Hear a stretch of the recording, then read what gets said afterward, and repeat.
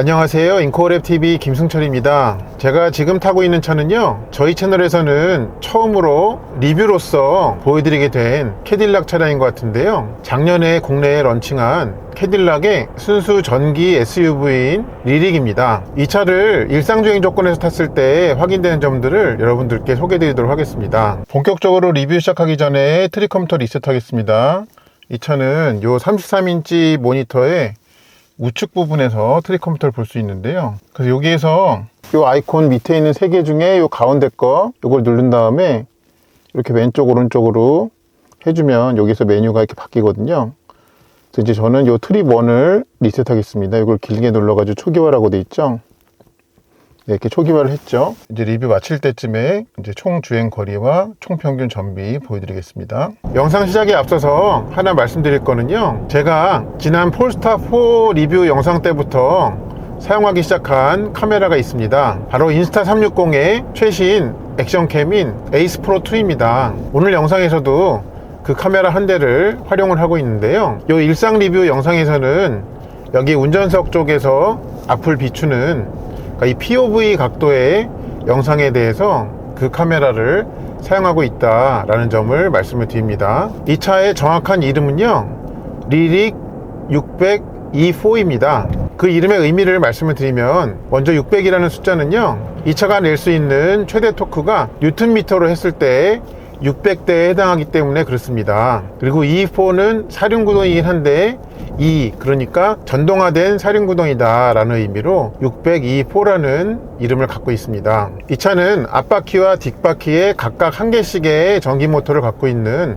투 모터로 구성된 사륜구동 전기차입니다. 그래서 이 두 개의 모터가 내는 합산한 마력과 토크는요, 먼저 마력은 373kW로 500마력이고요 토크는 610Nm로 62.2에 해당합니다. 이 차는 상당히 큰데요, 휠베이스는 3095mm이고 그리고 이 차의 공차 중량은 무려 2670kg입니다. 그리고 이 리릭은 처음에 차가 공개됐을 때 사람들의 기대와는 다르게 가변식 서스펜션이 아예 없더라고요. 그래서 이 차에 그 적용되어 있는 쇼크 옵서버는요, 패시브 프리미엄 댐퍼라고 되어 있는데 주파수 감응형 댐퍼라고 합니다. 이 차에 탑재되어 있는 타이어는요, 265, 50, 20 사이즈의 미쉐린의 프라이머시 올 시즌이었습니다. 그리고 이 차의 배터리는요, LG 에너지 솔루션이 납품하는 얼티엄이라는 이름의 102kWh급의 NCM 배터리를 탑재를 하고 있습니다. 그래서 이제 제네럴 모터스 GM에서는요, 이 얼티엄 배터리를 탑재한 그 플랫폼을 갖춘 차를 얼티엄 플랫폼이라고 그렇게 불러왔는데요, 근데 지난해 이런 발표를 했더라고요. 그 얼티엄이라는 브랜드를 더 이상 사용하지 않겠다라고 합니다. 그렇게 하는 이유는 만드는 모든 차가 이 얼티엄 배터리를 사용을 하게 되면 다 큰 차만 만들 수가 있기 때문에, 또 요즘에는 얼마든지 작은 용량의 또 LFP 방식의 배터리의 사용도 앞으로 염두에 둬야 되기 때문에 그 이름을 뺀다 라고 하더라고요. 잠시 뒤에 제가 항상 승차감을 체크하는 구간에 들어가게 되는데요, 여기서 이 차가 보여주는 승차감 한번 확인해 보겠습니다. 제일 첫 구간은 평탄한 스타일의 콘크리트 도면입니다. 거기서 이 고급 전기 SUV는 어떤 승차감을 보여줄까요?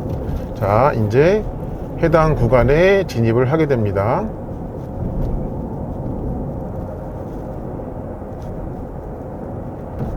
네, 여기서는 상당히 편안함을 보여주고 있습니다. 그리고 이 다리 이음매를 통과할 때에도 거기에 대한 처리 속도가 굉장히 빠른데, 그런데 차에 탄 사람은 그걸로 인해서 불편함이 전혀 느껴지지 않는 그런 처리 능력을 보여주고 있습니다. 그렇지만 이 요철에 반응하는 이 서스펜션의 그 대응 특성은 좀 단단한 편이긴 한데도 승차감은 좋게 유지가 되고 있습니다. 자, 첫 구간은 이렇게 탔고요, 잠시 뒤에는 계속적으로 노면이 변하는 두 번째 구간에 들어가게 됩니다. 거기서는 또 어떤지 한번 확인을 해 보겠습니다.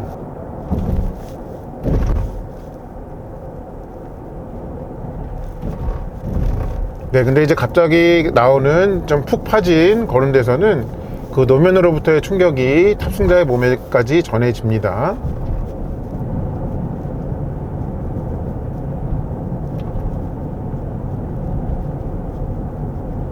지금도 여기가 계속적으로 변하고 있지만 차 안에 탄 사람은 그거를 좀처럼 느끼기가 힘듭니다.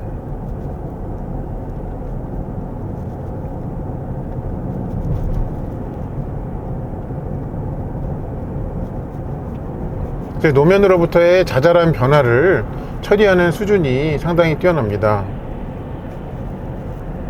제가 좀 타기 전에 걱정했던 거는 이 차가 많은 고급 브랜드의 SUV에 아니면 세단에 적용되고 있는 가변식 그 감쇄력이 아니어가지고 괜찮을까 싶었는데 그냥 저의 걱정이었네요.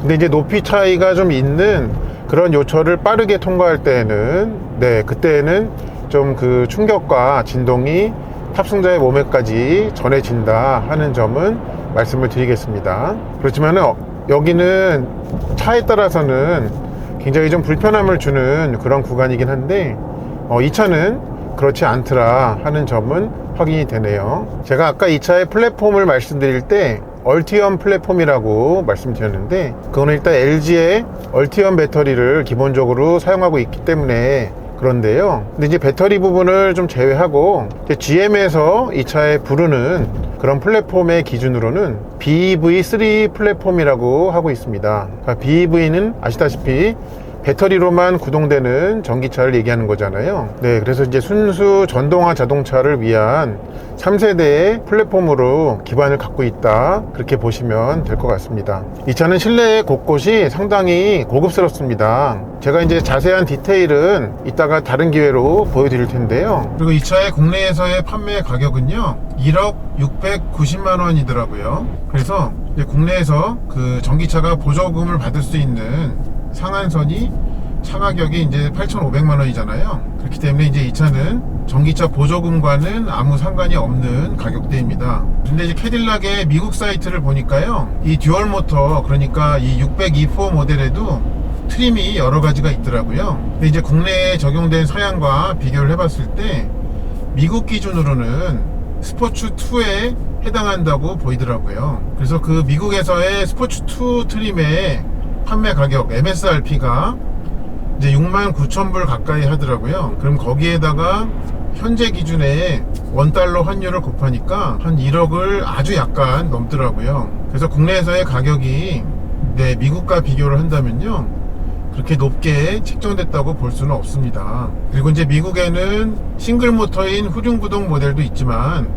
국내에는 이 듀얼 모터인 600E4 모델만 들어오더라 하는 점도 확인이 가능합니다. 이 차가 이제 주행 중에 바꿀 수 있는 이 주행 모드는요, 이게 지금 홈 화면이거든요. 이게 이제 좌우로 두 페이지가 있습니다. 여기 가면 드라이브 모드 있죠. 거기를 화면으로 해도 되고 컨트롤러로 하면 되는데요. 컨트롤을 해볼게요. 그러면 총 3가지 모드가 있습니다. 4가지군요. 투어 모드가 있고요. 아마 다른 브랜드 기준으로는 이게 컴포트에 해당한다라고 보입니다. 그 다음에 스포츠 모드가 있습니다. 그 다음에 이제 눈길, 빙판길, 미끄러운 길에서 타기 위한 이제 주행 모드가 있고요. 그리고 또 하나가 운전자의 취향대로 할 수 있는 마이 모드가 있습니다. 그런데 이제 이 차의 가속, 감속 특성을 바꿀 수 있는 종류는 크게 이 투어와 스포츠 모드가 있다고 보면 되겠는데요. 보니까 이 마이 모드 안에 바꿀 수 있는 거에 또 한 가지가 있더라고요. 그걸 좀 말씀을 드리면요, 요 마이 모드에서 요 연필 표시를 누르잖아요. 여기 보면은 이제 가속 피드백이 있습니다. 그럼 이제 투어와 스포츠 이외에 릴렉스가 하나 있습니다. 그러니까 릴렉스가 보면 가속도 얌전하게 하지만 전비에도 가장 도움이 되는 그 주행가 모드라고 보시면 되겠습니다. 근데 이제 이 눈길과 빙판길에서 하는 거는 이 중에 어디에 해당하는지 그것까지는 좀 제가 알지 못하겠습니다. 그래서 이 마이 모드에서 설정할 수 있는 게 좀 종류가 많은데요, 그건 제가 이따가 차가 좀 멈춘 다음에 주차된 공간에서 좀 상세하게 보여드리도록 하겠습니다. 그리고 이 계기판의 디자인을 바꿀 수 있는 방법은 요 왼쪽 앞부분에 여기를 터치하면 됩니다. 지금이 이제 게이지 스타일이고요, 뭐 전통적인 자동차의 계기판 스타일이라고 보면 되겠습니다. 그 다음에 에너지, 이건 좀 전기차에 특화된 부분인데, 얘 위에 요 파란 줄이 배터리의 잔량, 요 아래에는 또 두 줄이 있습니다. 위쪽 줄이 전기의 사용량이고요, 그 아래쪽 약간 짧게 되어 있는 그 그래프가 이제 충전 중, 그러니까는 회생제동이 될 때 회수되는 양으로 이렇게 보여주고 있습니다. 또 하나는 좀 보조 시스템을 강조해서 보여주는 화면이 있고, 그 다음에 모던이라는 이렇게 좀 단순화된 게 있습니다. 근데 좀 재밌는 거는요, 여기에 실시간으로 킬로와트 단위로 이 차가 사용 중인 전력량과 회수되는 전력량을 보여줘요. 이렇게 사용 중일 때는 빨간색의 그래프가 위로 올라가죠. 위에 있는 거. 근데 엑셀을 놓잖아요. 그러면 아래에 있는 녹색 그래프가 이제 왔다 갔다 해요. 근데 그러는 와중에도요, 이 킬로와트 단위는 이게 그러니까는 양수인지 음수인지 그런, 그러니까 회수 중일 때는 마이너스로 보여주지 않고 똑같이 양수로 보여줍니다. 그래서 이게 회수 중인지 아니면 사용 중인지는 위에 그래프냐 아래 그래프냐에 빨갛고 녹색인 걸 가지고 구분하게 해놨더라 하는 말씀을 좀 드립니다. 그리고 제가 아까 말씀드렸을 때 이 주행 모드 상으로 투어와 스포츠 말고 마이 모드에서 이 가속 특성을 제일 낮게 하는 릴렉스가 있다고 말씀드렸잖아요. 그런데 투어나 스포츠에서는 발생하지 않는 일인데, 요거를 릴렉스로 놓고 이제 출발해서부터 쭉 가속을 할 때 보면요, 요 릴렉스에서만 나타나는 현상이 하나 있더라고요. 그거를 좀 보여드리려고 하는데요, 얘가 릴렉스에 놓았을 때에만요, 주행하다가 일정 속도 이상이 되면 앞에 뒤에 두 개의 모터 중에 하나는 쉬게 만드는 그런 동작이 있는 것 같아요. 그래서 가속을 쭉 하다가 아주 잠깐 멈칫하는 그런 현상이 있거든요. 지금이 대략 이제 70km인데 여기서 한 80 넘어까지 한번 가속을 해볼게요. 그냥 서서히. 이 계기판의 숫자를 좀 봐주세요. 그러니까 지금 계속 속도는 올라가고 이 사용 중인 이제 전기 출력도 한번 봐주세요. 쭉 속도를 올려가죠.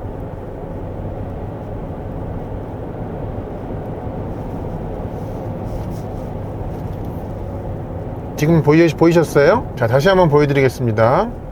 조금 내리막에서는 정확한 게 안 되기 때문에 좀 평지 구간이 나올 때 시도를 다시 한번 해볼게요. 자, 지금은 어느 정도 평지거든요. 지금 속도가 이제 70인데 속도 올려가 볼게요.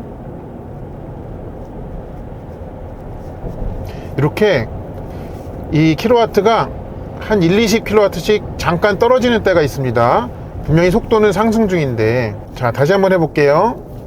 쭉 갑니다. 속도 올려갑니다.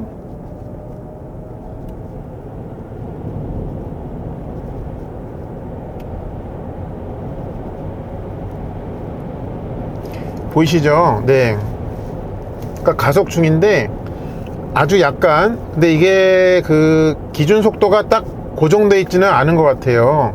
주행 조건에 따라서 얘가 두 개의 모터 중에 한 개는 쉬어도 되겠다, 어떤 운전자의 주행 특성이 그렇다고 판단을 하면 두 개의 모터 중에 어느 쪽인지 모르겠지만 아마 앞을 쉬게 하겠죠. 근데 쉬게 하니까 이제 앞에 쓰던 모터에서의 출력만큼이 떨어지는데 뒤에는 고스란히 출력이 유지되고 있으니까 일시적으로 합산 출력이 좀 낮아졌다가 다시 올라가는 그런 현상이 좀 반복이 되더라고요. 그래서 요거는 이 다른 투어나 스포츠에서는 나타나지 않는 그런 현상인데 요 릴렉스에 놨을 때에만 그렇더라 라는 점이 있어서 좀 말씀을 드립니다. 그러니까 이게 항상 그러지는 않아요. 그런데 제가 느끼기에는 꽤 자주 그럽니다. 그런데 그렇게 두 모터 중에서 출력을 빼는 기준 속도는 고정되어 있지 않고 대략적으로 한 70에서 80 그 언저리에서 그렇게 되더라 하는 부분이 확인이 되어서 말씀을 드립니다. 근데 제가 이거를 보여드리느라고 일부러 가다가 엑셀을 놓고 그러지 않았습니다. 근데 저는 이제 점진적으로 엑셀을 밟고 가는데 속도를 올려가다가 아주 잠깐 이 멈칫하는 그런 게 있어서 이게 왜 그런가, 차가 어디 이상인가 하고 이렇게 계기판을 들여다보니까 킬로와트가 올라가다가 잠깐 떨어졌다가 다시 올라가더라고요. 그런 게 좀 이 릴렉스에서 아마 모터를 두 개를 쓰는 것보다는 한 개를 사용하는 게 효율에 도움이 되기 때문에 그렇게 만든 특성으로 보입니다. 잠시 뒤에는 차의 주행 중 소음 측정하는 콘크리트 노면의 편도 1차선 터널에 들어가게 되는데요,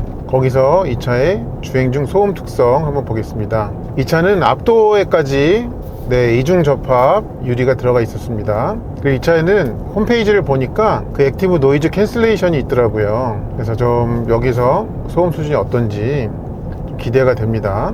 자, 불을 좀 미리 켜겠습니다.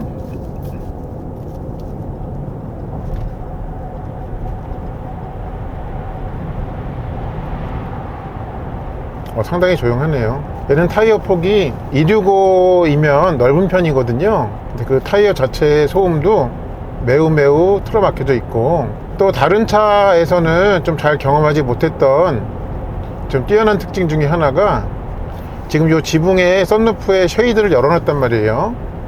근데 요 윗부분에서 이 유입되는 소음도 그것까지도 잘 막혀져 있는 느낌입니다. 앞에 맞은편에 큰 트럭 지나갑니다. 예, 그냥 지나갈 때 소음 변화가 없다고 느껴지네요. 또 지나가요. 네. 근데 아마 이제 뒷좌석은 이중 유리가 아니기 때문에 이 유리로부터 들어오는 소음이 좀 앞하고 차이가 있을 수는 있겠습니다만, 적어도 앞좌석의 선은 네, 상당히 뛰어나요. 그리고 이 액티브 노이즈 캔슬레이션이 어떤 종류의 소음에 대응하는 건지 그 정보는 제가 찾지 못했는데, 일단은 그것도 뭐 따로 끄거나 켤 수는 없거든요. 근데 그것도 잘 작동한 결과라고 보여집니다. 그리고 얘가 이제 회생제동 조절은 이 화면의 아래에 여기 바로 들어갈 수 있게 띄워놓을 수가 있거든요. 요거 이렇게 누르면 여기서 레벨 설정으로 들어갑니다. 그럼 강하게, 보통, 끄기가 있는데, 뭐 강하게나 보통은 엑셀을 조금만 놓더라도 속도가 많이 줄면서 이 회수하는 전력이 많죠. 근데 이걸 끄기로 하잖아요. 끄기로 하면은 일단 엑셀을 놔도, 자 이제 놔볼게요. 놔도 어느 정도는 회생제동이 됩니다. 그러니까 뭐 또 다른 브랜드처럼 엑셀을 놨을 때는 전기 회수가 전혀 없는 그런 설정이 아니더라 하는 말씀을 드리고요. 또 하나 말씀드릴 거는, 얘는 이제 주행 중에 TCS를 끄거나, 또 보통 ESC인데 캐딜락에서는 스테빌리 트랙이라고 하더라고요. 그거를 이제 별도로 끌 수가 있거든요. 그래서 그거는 여기 메뉴 중에 여기서 제어 센터 더보기를 가가지고 주행 및 주차에 가면 있습니다. 그럼 지금은 TCS가 켜져 있죠. 근데 예를 들어서 요거를 들어가가지고 TCS를 끄잖아요. 그러니까 TCS만 껐을 때에는 여기 보면은 회생제동이 그대로 켜인 채로 유지가 돼요. 그런데 스테빌리 트랙까지 완전히 끄잖아요.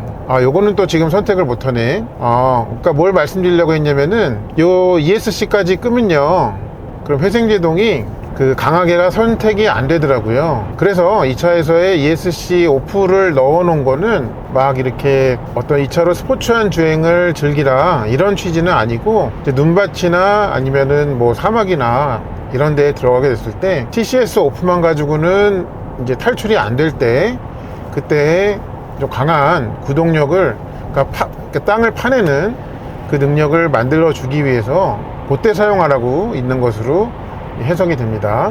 이 차 이제 원페달 드라이브 있잖아요. 요거 레벨을 끄거나 두 단계로 이제 할 수가 있는데, 이제 그때 분명히 회생제동 중일 때 브레이크 등에 불이 켜질 텐데, 여기에서는 그게 표현이 안 돼요. 지금 이렇게 엑셀을 놔봐도 안 들어오거든요. 그래서 제가 뒤에다가 추가로 카메라를 하나 부착을 했습니다. 그래서 회생제동을 좀 바꿔가면서, 자, 제일 먼저 끄기로 한 상태에서, 얘는 이걸 꺼도 엑셀 오프하면은 에너지 회생이 있더라고요. 그래서 혹시나 끈 상태에서도 엑셀 오프하면은 브레이크 등이 켜지는지 한번 보겠습니다. 자, 지금 이렇게 가다가요,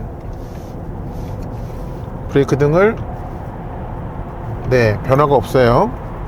브레이크 등이 켜지지 않죠. 자, 그럼 요번에는 중간 단계인 보통, 자, 엑셀을 놓으면, 거의 놓으니까는 완전히 안 놓아도, 그러니까 거의 놓은 위치까지 브레이크를 거의 다 띄었다고 생각할 정도가 되니까는 브레이크 등이 켜지네요. 다시 한번 볼게요. 네, 켜져요. 자, 그러면은 강하게는 혹시 좀 더 민감하게 들어올까요? 그거 한번 보겠습니다. 강하게로 했을 때는, 네, 강하게는 조금 더 엑셀을 덜 놓아도, 네, 브레이크 등이 이제 불이 켜집니다. 그러니까 아까 원페달 주행 설정이 보통일 때는 거의 엑셀을 거의 다 띈 것처럼 해야지 이 브레이크 등이 켜졌던 반면에 강하게 놨을 때는, 자, 다시 한번 해볼게요. 네. 그래서 전기차가 처음이시거나 아니면 익숙하지 않으신 분들은 이 회생제동 할 때, 특히 이 차 같은 경우에는 앞뒤 모터의 출력이 좀 세기 때문에 500마력이어 가지고 회생제동이 좀 강하게 듣는 편인데, 그때 뒤에 브레이크 등이 켜지는지 궁금해 하셨을 텐데 이걸로 좀 해결이 되셨기를 바랍니다. 지금부터는요, 잠깐 리릭의 익스테리어와 인테리어 조금씩 보여드릴게요. 일단은 전면은 이 차의 존재감을 잘 드러내고요. 가운데 그릴은 이제 투명으로 되어 있고 삼각형의 패턴이 있습니다. 그리고 이 캐딜락 로고는요, 조명이 되어 있습니다. 그리고 이 헤드램프가 아래 위로 굉장히 길게 되어 있습니다.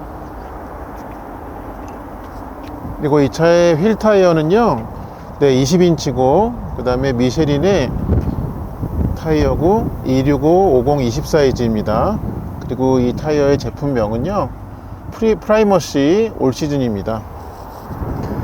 그리고 이 차의 충전 포트는 요 운전석 쪽 앞 팬더에 있습니다. 요 캐딜락 로고 여기를 이렇게 힘으로 누르면, 왜 안 되지? 이렇게 아래쪽으로 열립니다. 네, 닫는 버튼이 요게 있습니다. 옆모습은 이렇게 돼 있고, 뒷모습도 굉장히 독특합니다. 그리고 이제 보통 브레이크 밟을 때 제동등은 세로로 이렇게 긴 요 부분이 불이 들어오더라고요.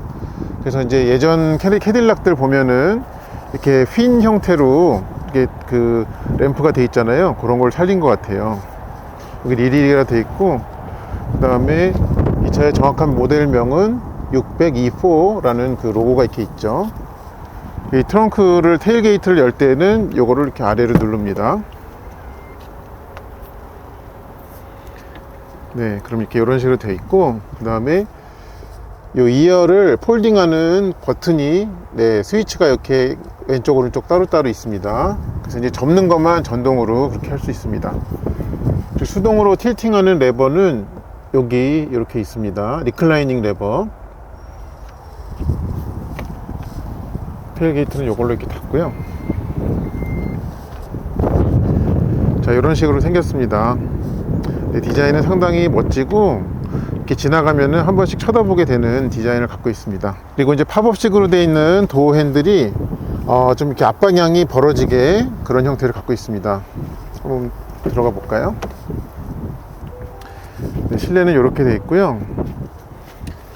요 좌석과 관련된 편의 장치는 운전석과 조수석이 동일하게 되어 있습니다. 그리고 도어를 여는 레버는 이렇게 되어 있습니다. 그리고 테일게이트 여는 전동 스위치. 여기는 그 도어 스텝 커버 부분에 조명이 들어간 캐딜락 로고와 그 다음에 이 차에 실루엣이 들어간 그 로고가 있습니다.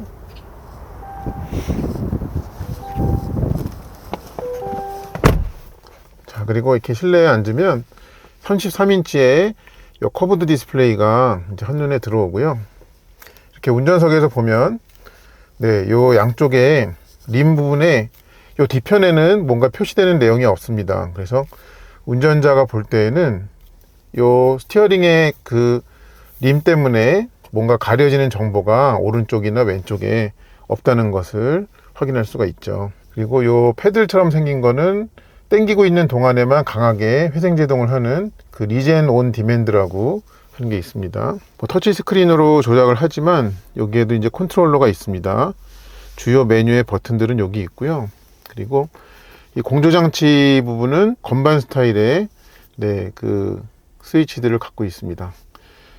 이거는 저의 기분 탓인지 모르겠는데, 송풍구의 테두리의 이 윤곽도 이 캐딜락 로고의 그 방패 모양 같이, 네, 그렇게 생긴 것 같습니다. 실내는 굉장히 화려한 그런 스타일을 갖고 있습니다. 모든 부분이 넉넉하고요. 그리고 이제 디지털 룸미러 이렇게 하면은 거울처럼 되고, 그리고 이제 그 소음을 막는데 도움이 되는 그 유리, 아이고 너무 많이 내려갔다. 자, 요거는 이제 앞도어만 이중 유리로 되어 있는데요. 이게 좀 두꺼운 편이에요. 지금까지 보아온 이중 유리보다. 그래서 주행 중에 소음이 차단 능력이 굉장히 뛰어났습니다. 그리고 여기 안에를 보면요, 여기도 실제 가죽인지 모르겠는데 고급스러운 재질로 이렇게 마감을 해놨고 감싸놨고, 그다음에 여기 밑에 바닥 부분에 그 센터 터널 부분도, 요 바닥도 같은 재질로 마감이 되어 있습니다. 그리고 이 조수석 글러브 박스는요, 따로 여는 버튼이 없고, 요 화면상에서 요 아이콘을 이렇게 누릅니다. 그럼 딸깍하고 저렇게 열리죠. 네, 그리고 이제 동승자를 위한 A필러의 핸들도 가죽으로 감싸져 있습니다. 그리고 이 스티어링 컬럼 뒤에 레버는 오른쪽이 기어 셀렉터, 그 다음에 왼쪽이 방향지시등과 와이퍼, 그렇게 되어 있습니다. 그리고 이 차의 AKG 스튜디오 스피커는요, 앞좌석 헤드레스트 양쪽에도 이렇게 스피커를 내장하고 있습니다. 뒷좌석 한번 타볼게요.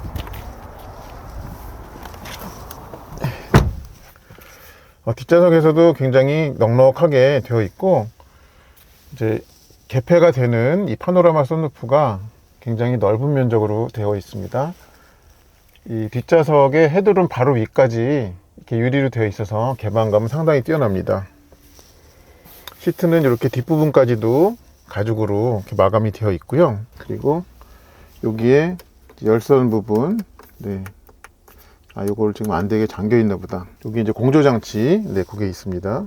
그리고 이 아래에 두 개 USB-C 타입, 그 다음에 220V 소켓이 있습니다. 그 뒷자리 바닥이 이렇게 평평하게 되어 있습니다. 이 차는 이제 전기차 전용 플랫폼이라는 것을 알 수 있게 해주죠. 그리고 이제 뒷자리 헤드룸은요, 넉넉한 편입니다. 그리고 이제 도어 트림에 들어가는 여기 마감재는 우드 트림인 것으로 보이고요. 여기 이렇게 뚫어놨어요. 그래서 여기가 밤에는 이제 조명이 들어옵니다. 저 조명이 이렇게 생겼습니다. 이게 혹시 주행 모드를 바꾸면 색깔이 연동해서 바뀌는군요. 스포츠, 눈길, 비판길, 마이 모드, 이렇게 다양하게 바꿀 수가 있네요. 앞에 그릴에 있는 캐딜락 로고는 밤에 이렇게 조명이 들어옵니다. 그리고 가운데 부분은 조명이 되지 않고 이 측면에 이렇게 날개 형태로 보여줍니다. 헤드램프는 이렇게 켜지고요. 네, 이렇게 해가지고 캐딜락 리릭의 안팎을 좀 보여드렸습니다. 그리고 이 리릭이라는 이름은 어디서 유래했나 그걸 좀 찾아보니까요, 리릭이 이제 노랫말이잖아요, 가사. 근데 이제 미국에서 만들어진 팝송 노래 가사에 캐딜락이 참 많이 등장을 했는데요, 그런 점을 이제 반영해가지고 리릭이라는 이름을 짓게 되었고, 또 그 노랫말을 의미하는 그 리릭이라는 단어와는 실제 스펠링이 끝에 부분이 다르죠. 그래서 이제 이 차는 IQ로 끝에 스펠링이 끝나는데, 캐딜락은 이제 완전 전동화된 전기차에 한해서 끝에 이름을 IQ로 끝나도록 이름을 짓고 있습니다. 그러니까 그렇게 이름 짓기의 첫 번째 타자가 바로 이 리릭이었다고 하고요. 그리고 뭐 셀레스틱이라는 차도 있고, 그리고 또 캐딜락에서 가장 판매량이 많은 차종이 현재는 에스컬레이드죠. 근데 그 에스컬레이드의 전기차 버전이 또 있는데, 걔는 에스컬레이드 IQ라고 그렇게 또 이름이 붙어 있더라고요. 그래서 그런 장명법을 가졌다라는 부분을 좀 말씀을 드립니다. 그리고 이제 이 차에서 아쉬운 점이 뭐냐라고 한다면은, 이제 운전자 보조 기능 중에 일시적으로 두 손을 띄고도 차선 중앙을 똑바로 가는 그런 기능이 없죠, 이 차는. 그러니까 차선을 이탈하려고 하면은 경고해서 다시 바로 잡아주는 그런 건 있는데, 근데 이제 그 기능이 없는 데에는 또 이유가 있죠. 그러니까 미국에서 이제 이 제네럴 모터스 차들의 좀 그 높은 상위 차종에 많이 적용이 되고 있는 이 슈퍼 크루즈 컨트롤이 이제 한국에서는 사용이 되지가 않죠. 그러니까 이제 그거를 활용을 하려면은 이제 고정밀의 구글 지도 기반으로 해야 되는데, 일단 한국은 이제 군사상의 이유 때문에 그게 허용되지가 않고, 그래서 그 슈퍼 크루즈 컨트롤의 작동에 기반이 되는 데이터인 그런 고정밀의 지도가 확보되지 않아 가지고 그렇습니다. 그래서 얘는 이제 순정 내비게이션도 아예 없더라고요. 그러면 또 그렇게 얘기하시는 분들 계실 거예요. 그거 좀 한국을 위해서 개발해 주면 안 되냐. 네, 소비자 편의적인 생각에서는 그게 맞는 말인데요, 근데 또 제조사나 수입사 입장에서는 그럴 수 없는 게 이해가 됩니다. 그러니까 한국 시장을 전용으로 구동되는 그런 지도 데이터를 이제 별도의 어떤 대가를 지불하고 확보를 해야 되고, 근데 그렇게 하기에는 국내에서 캐딜락의 전체 판매량이 너무 적어요. 제가 이제 2024년도에 국내에서 판매된 모든 캐딜락 차종들의 총 판매량을 보니까요 800대가 채 안 되더라고요. 그러니까 이 리딩만 하더라도 작년도에 미국 시장에서만 28,400대가 좀 넘게 팔렸거든요. 그러니까 그렇게 판매량이 작기 때문에 그 극소량의 차를 위해서 한국 시장에 특화된 데이터를 이 제조사가 그 비용을 지불하고 하기에는 개발 비용도 많이 들고 그게 또 판매량이 많은 걸로 회수가 돼야 되는데 그럴 그 보장이 없기 때문에 그럴 수밖에 없는 것이 아닌가 생각이 됩니다. 그래서 이제 국내에서 이제 슈퍼크루즈 컨트롤이 적용되지 못하는 점은 소비자 입장에서는 매우 아쉬운 부분인데, 근데 또 판매자 입장에서는 국내에서의 판매량이 이 뒷받침되고 보장이 되어야 그 작업에 뛰어들 수 있지 않나 라고 결론을 내리게 됐습니다. 그래서 이제 그런 순정 내비게이션이 이 안에 들어있지는 않지만 제가 지금 이렇게 하고 있는 것처럼 뭐 무선으로 애플 카플레이나 무선으로 안드로이드 오토가 되기 때문에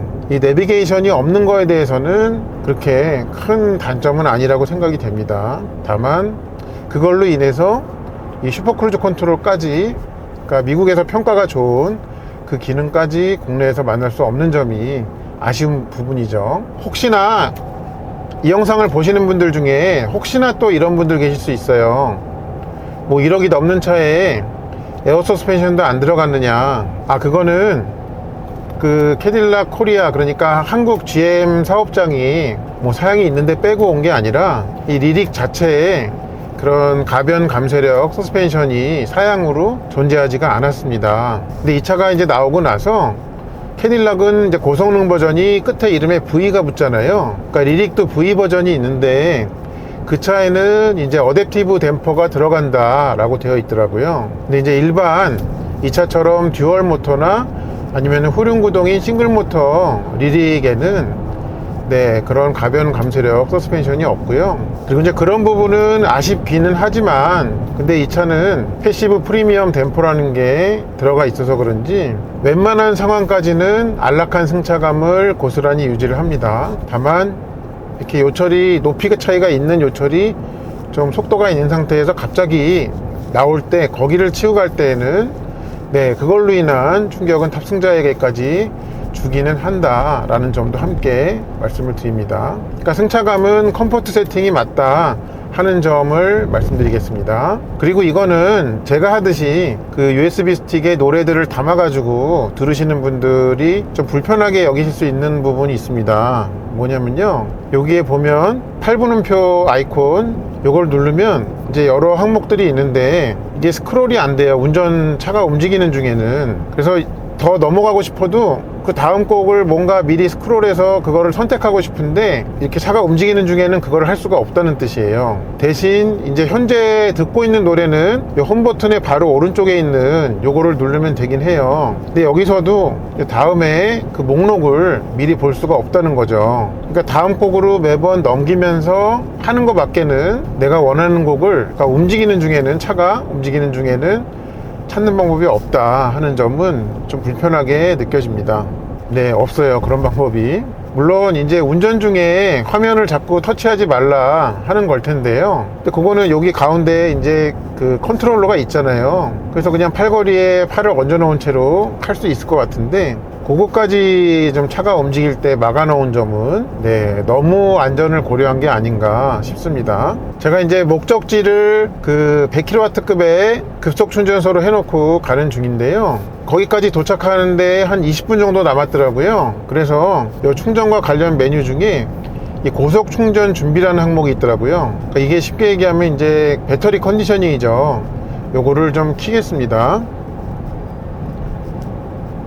그리고 여기 보면은 사전 컨디셔닝 온도라는 게 있어요. 요거를 보니까는 설정을, 온도를 바꿀 수가 있더라고요. 이거는 좀 신기한 것 같습니다. 이런 설정을 할 수 있게 해준 거. 그래서 요거는 그냥 25도 정도로 해 놓겠습니다. 근데 얘는 좀 그 다른 전기차에 익숙하신 분들이 이 차를 타셨을 때 조금 불편하게 여기실 수 있는 부분이, 이 계기판에서 이 주행 가는 거리, 남은 주행 가는 거리와 배터리의 SOC가 막대 그래프로는 나오는데 퍼센트로는 안 나와요. 근데 이제 그 시동을 끌 때 여기 우측에는 그 남은 주행 거는 거리가 나오면서 그때 잠깐씩만 그 배터리의 퍼센트가 나오더라고요. 근데 그거를 뭐 계기판이나 하다못해 여기 인포테인먼트에서 안 보여줄 이유가 없는데, 그렇게 그냥 차에서 타고 내릴 때 잠깐씩만 보이게 할 이유는 없는 것 같은데, 그거는 좀 개선이 가능하다면 좀 바뀌면 좋겠다라는 싶습니다.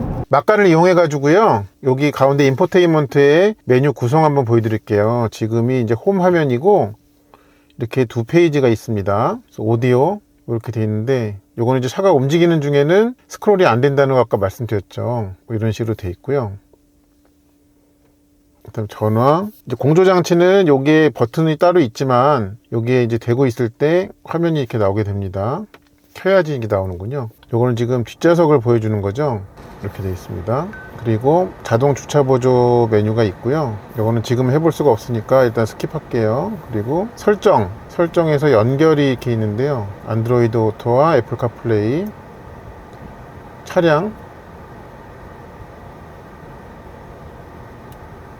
여기 보면은 드라이브 모드 사용자 지정, 이게 그러니까 마이 모드 설정이에요. 여기 항목들을 좀 보여드리면은, 조향은 투어와 스포츠, 브레이크 피드백은 역시 투어와 스포츠, 그 다음에 가속 피드백이 이제 여기 아까 제가 주행해서 찍은 대로 릴렉스가 하나 더 있습니다. 요 마이 모드에서만. 모터 사운드는 투어와 스포츠, 그러니까 주로 투어와 스포츠 이렇게 있습니다. 네. 그리고 여기 보면은 버클 투 드라이브라는 게 있어요. 그러니까 이게 뭐냐면은, 안전벨트 매는 게 버클이잖아요. 그러니까 운전을 하기 위해서는 안전벨트를 매는 거. 그러니까 안전벨트를 안 맨 상태에서는 차가, 그러니까 이 P레인지에서 다른 데로 넘어가지 않게 그렇게 되더라고요. 그러니까 요거를 이제 원하지 않으면 끄면은 안전벨트를 안 매도 차를 움직일 수가 있죠. 그런 게 있습니다. 실내 온도 및 공기 상태, 뭐 이런 항목들이 있고요. 그 다음에 차량 상태 한번 볼까요? 네, 이렇게 아주 근사하게 있습니다. 이렇게 타이어 공기압도 이렇게 보여주게 하면 회전도 돼요. 타이어 공기압이군요. 이거는 에너지 정보, 이거 좀 이렇게 크게 보여주는군요. 주행거리 기록, 뭐 이런 게 있습니다. 그리고 충전이요. 제가 이 차에 몇 프로까지 충전하는지 그 세팅이 어디 있나 했더니, 이렇게 좀 충전에 연결했을 때 보이는군요. 요거로 하는 거네요. 지금 이제 34%인데 80%까지. 근데 지금 그렇게 하는데 45분이 걸린다고 합니다. 얘가 이제 400V 시스템이고 배터리도 102kWh로 크다 보니까 시간이 좀 많이 걸리네요. 그나마 이제 전기차들은 80%까지가 빠른 편인데도 지금 그렇게 되고 있습니다. 그거 설정이 없는 줄 알았더니 여기 있네요. 그 다음에 실내 무드 조명, 자동 가이드 조명 이렇게 켜놓고, 제어 센터, 여기가 뭔가 좀 만지는 게 많더라고요. 근데 이게 다가 아니고 이렇게 하면 몇 가지 항목이 더 있어요.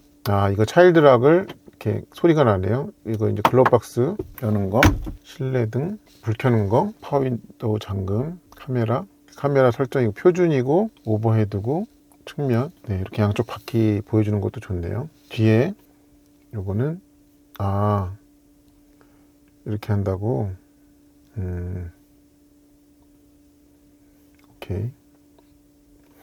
이게 트레일러링 요게 있네요. 그래서 보조선 할 때 뒤에 중앙을 어디다가 맞춰야 되는지 뭐 이렇게 항목이 있습니다. 그 다음에 여기서 또 도어 및 윈도우, 어린이 안전잠금.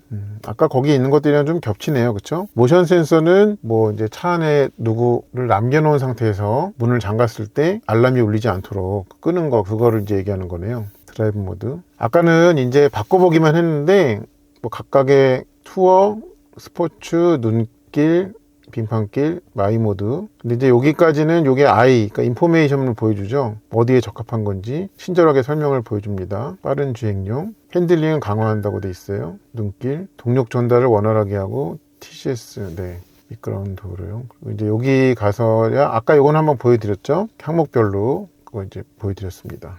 그리고 요게 이제 글러박스 여는 거고요. 그 다음에 요게 회생제동 온오프를 하는 거고, 온 상태일 때 요 레벨 설정이 뜹니다. 끄기, 보통, 강하게 그렇게 이제 보여주고 있습니다. 맨 오른쪽 거 이건 뭔가 모션 센서, 그것도 여기 바로 이렇게 있군요. 그 정도 보여드리면 될 것 같습니다. 그리고 제가 이제 이 차의 충전 메뉴에서 했던 오해와 그게 풀린 거를 좀 말씀드릴게요. 여기 이제 충전 아이콘이 있잖아요. 여기 어디를 봐도 뭐 목표량을 몇 프로까지 할 건지 설정하는 게 안 보이는 거예요. 그래서 여기 보면은 이렇게 흐리게 돼 있는 아이콘이 두 개 있죠. 지금 기어가 이제 보면은 D레인지에 있어 가지고 이게 흐리게 보이는 거고, 이게 이렇게 파킹에 들어가면 밝아지죠.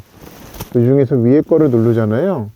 그러고 나서 여기 이렇게 보면은 네, 이 충전 수준을 이 원을 이렇게 조절해 가면서 할 수가 있습니다. 5% 단위로 이렇게 조절을 할 수가 있어요. 그래가지고 제일 적게는 50%군요. 그리고 제일 많게는 뭐 당연히 100%고, 그렇게 할 때 예상 주행 가는 거리 이렇게 보여주고 있는데, 얘는 뭐 예상치이긴 하지만 100%로 할 때는 494를 간다고 그렇게 보여주고 있습니다. 제가 100kW급의 급속 충전소에 왔는데요, 충전을 시작한 지 조금 됐거든요. 한 2-3분 됐나? 근데 퍼센트가 이제 계기판에 안 나와가지고 몰랐는데 여기 20%대 후반이었나 봐요. 지금 여기는 증가율이 저렇게 속도로 이렇게 나오게 되는데, 그러니까 이제 1시간당 300km씩 늘어난다는 뜻이겠죠. 그러면 이게 지금 이제 우리에게 익숙한 순간 충전 속도가 킬로와트로 어떻게 되나, 그거를 보려면은 시동을 이제 걸면 됩니다. 여기 바로 뜨죠. 그러니까 30% 아까 진입을 한 건데 71kW, 70kW 그렇게 되고 있는 겁니다. 또 이것도 한번 배터리의 충전 구간별로 확인을 좀 해보겠습니다. 지금 이제 배터리 퍼센트가 40% 중반대로 들어왔고요. 그리고 이제 계기판에 안 나오잖아요.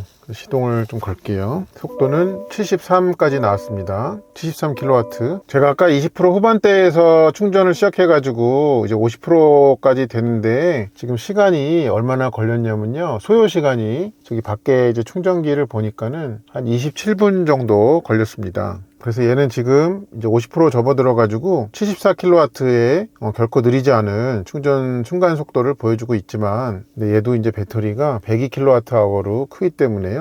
그래서 체감상은 좀 시간이 많이 걸립니다. 그리고 여기 오늘 날씨가 춥긴 하지만 여기에 오늘하고 이제 배터리 컨디셔닝도 일부러 도착 20분 전부터 켰단 말이에요. 이제 그런 결과도 이렇기 때문에, 그래서 어디를 멀리 가는 중에 그 충전을 하려면은, 특히 이렇게 지금 제가 하고 있는 것처럼 100kW짜리의 충전기에 물렸다면은 기다림이 시간이 많이 길게 느껴지실 겁니다. 배터리가 60%대의 SOC가 접어들었으니까 속도가 약간 더 올라갔습니다. 네, 이제 75kW. 네, 지금 조건에서는 이 정도까지가 얘가 낼 수 있는, 그러니까 최고 순간 충전 속도인 것 같아요. 물론 또 이제 60%, 70% 되면은 어떤 변화가 있을지는 지켜봐야 되겠지만요. 자, 이제 70%에 접어들었고요. 순간 충전 속도는 77kW를 보여주고 있습니다. 계속 70 중후반대를 유지를 쭉 해주고 있네요. 그리고 70에서 80%까지 충전하는데 남은 시간은 10분이라고 나오죠. 얘는 지금 해보니까 100kW짜리 충전소에서는요, 옆에 딴 차 연결 안 돼 있을 때 그냥 1분당 1%당 라고 보면은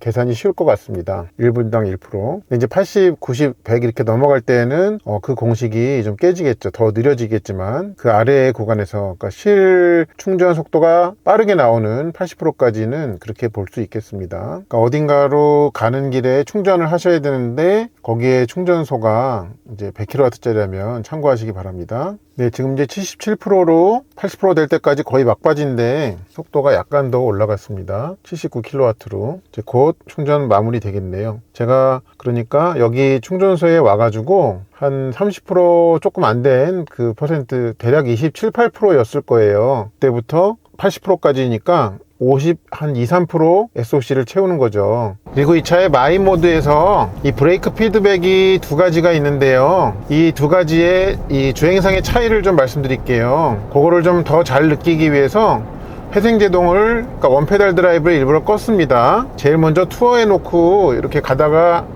브레이크를 밟으면요, 저 점진적으로, 그런데 꽤 깊이 밟히면서 이 회생제동을, 그러니까 회생제동력을 높여가요. 근데 이거를 스포츠로 하잖아요. 그러면은 페달에서 일단 반발력이 더 세져요. 그러니까 브레이크 페달이 더 무거워지고, 그리고 더 얕은 깊이에서 더 급격하게 그 회생제동을 높여갑니다. 네, 그런 차이가 좀 있습니다.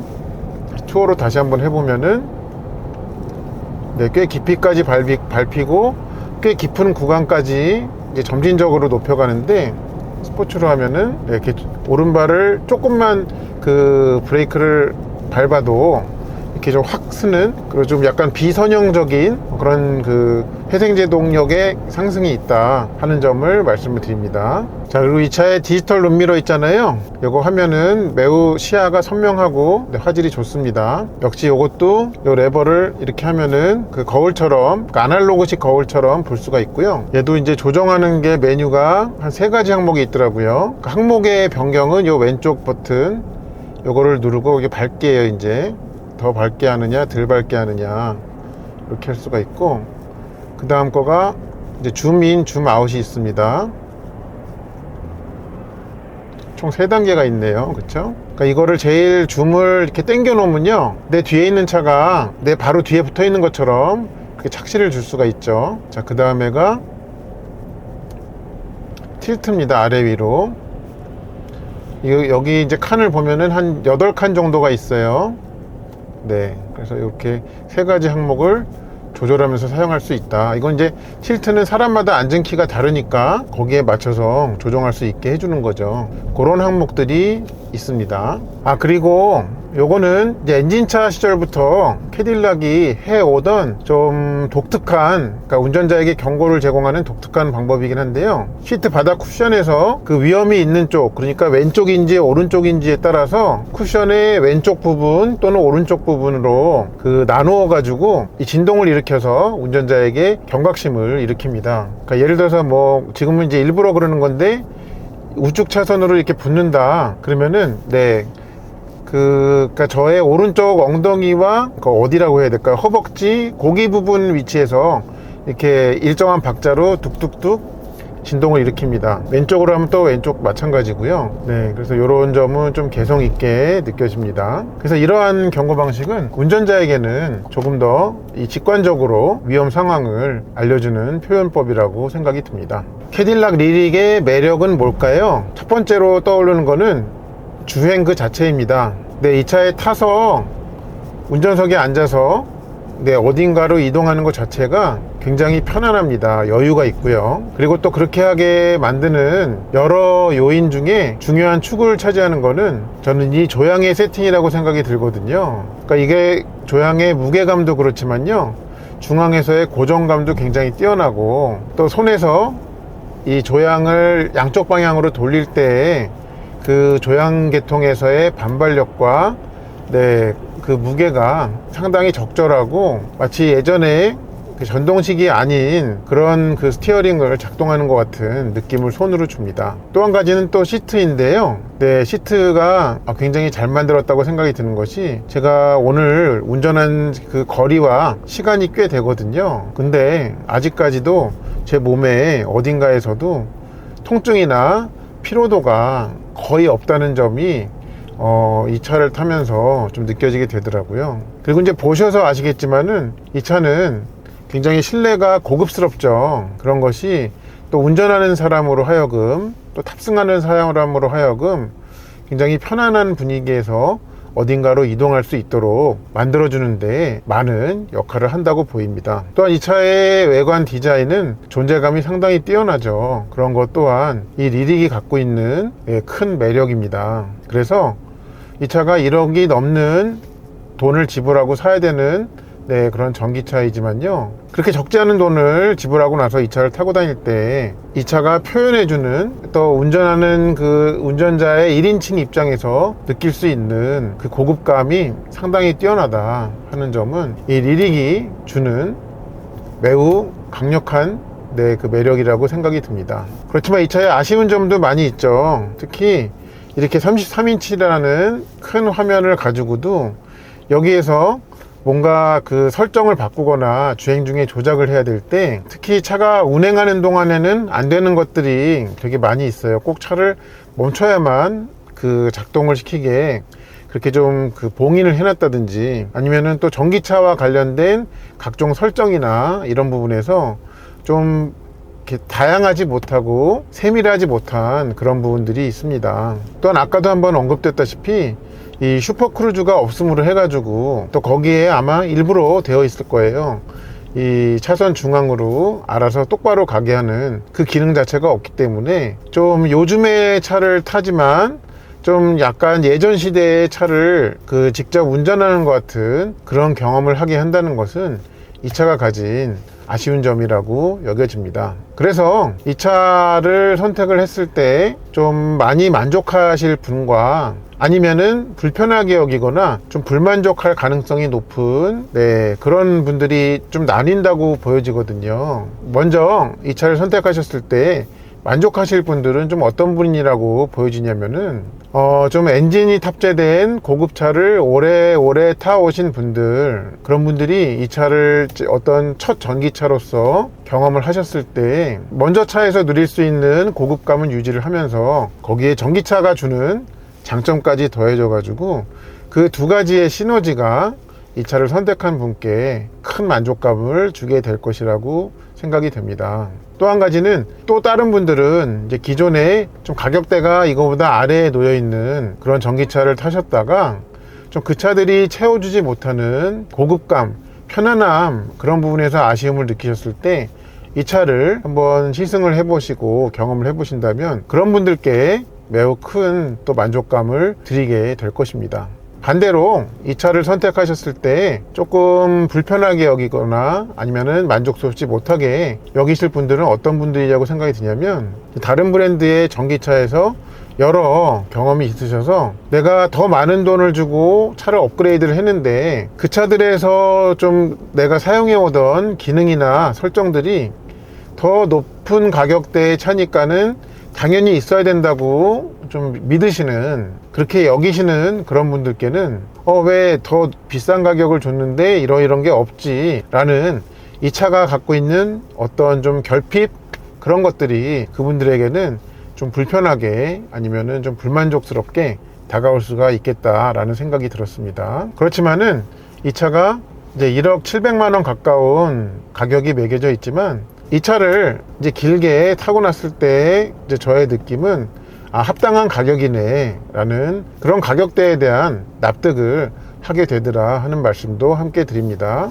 그리고 이 차가 마음에 드셔가지고 선택을 하시기 전에 꼭 살펴보셔야 되는 부분이 본인의 생활 반경 내에 집밥이 있는지, 그러니까 충전에 대해서 그거를 꼭 확인하시기 바랍니다. 왜 그러냐면 이 차는 이제 100kWh가 넘는, 그러니까 용량이 큰 배터리를 갖고 있는데, 근데 이제 이 차의 시스템의 기반은 400V란 말이에요. 그래서 집밥이 없이 뭐 급속 충전으로만 해결을 하지 라고 하면은 거기에 많은 시간을, 그러니까 충전하느라고 여러분의 소중한 시간을 많이 허비해야 되는 일이 생기기 때문에 그렇습니다. 이 차의 리뷰를 마치면서 이 차에 대한 총평을 내려봐야 될 것 같은데요. 이 차는 고급 전기차입니다. 그런데 고급이라는 단어와 전기라는 단어를 어떤 프린팅을 할 때 고급이라는 그 글자의 크기를 더 크게 해야지 맞는 그런 전기차라는 생각이 들었습니다. 그런데 그 고급이라는 단어 안에는 이 차가 주행상에 주는 고급감까지를 포함합니다. 그 말씀을 드릴 수 있겠습니다. 이 차의 리뷰를 위한 주행을 마치면서 제가 이틀 동안 주행한 거리와 총 평균 전비 보여드리겠습니다. 이걸 눌러서 트립 1을 리셋했었거든요. 488km를 탔고요. 전비는 4.3이 나왔습니다. 이 차가 이제 복합 기준으로 3.9가 나왔거든요. 퍼센트로 하면은 그거보다는 10% 더 나온 건데, 근데 이제 주행하는 조건이 이제 매우 추운 조건이었고, 그리고 이제 평소처럼 두 군데 와인딩 로드에서의 리뷰를 포함한 그 전비입니다. 그래서 그냥 요거는 이렇게 보시면 될 것 같아요. 이 차가 배터리 용량이 102잖아요. 그러니까 계기판상의 100%가 뭐 100kW 정도라고, 물론 그거보다 더 할 수도 있겠습니다만 그렇게 보면 될 것 같고, 그러니까 얘는 배터리 1%당 겨울에는 한 4km 정도 간다. 그러니까 제일 안 나올 때, 그리고 나머지 이제 봄이나 가을에 제일 잘 나올 때는 그거보다 20-30% 더 잘 나오니까, 그럼 4 후반에서 5 초반까지도 나올 수 있다 정도로 보는 게 맞겠습니다. 이상으로 캐딜락 리릭 600 E4의 일상적인 조건에서의 리뷰를 마치겠습니다. 이 차에 대한 궁금증이 있으셨던 분들께 저의 영상이 차를 이해하시는 데 도움을 드렸기를 바랍니다. 시청해주셔서 감사합니다.